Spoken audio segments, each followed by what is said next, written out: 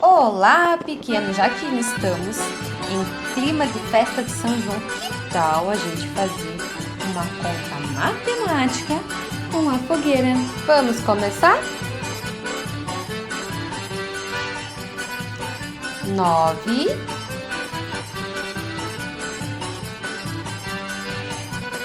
mais 3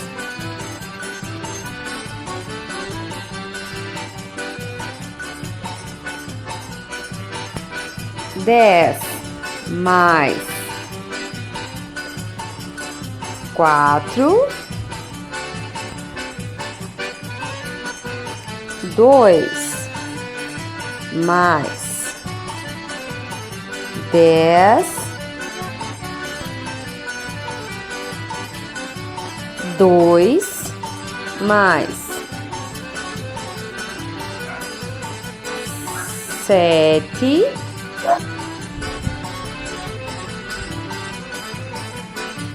5 mais 6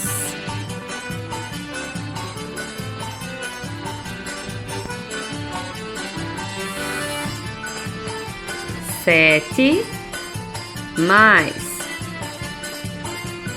8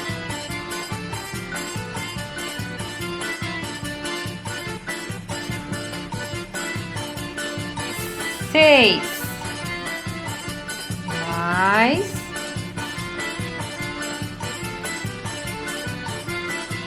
4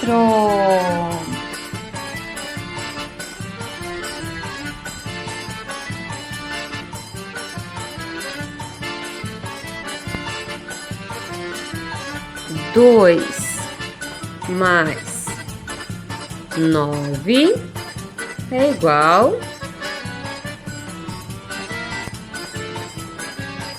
8 mais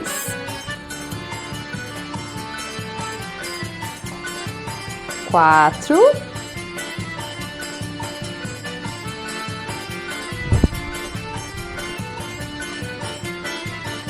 4 mais 1 fica igual a...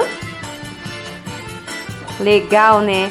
Agora é só colocar no caderno de vocês a soma matemática da fogueira. Bons estudos!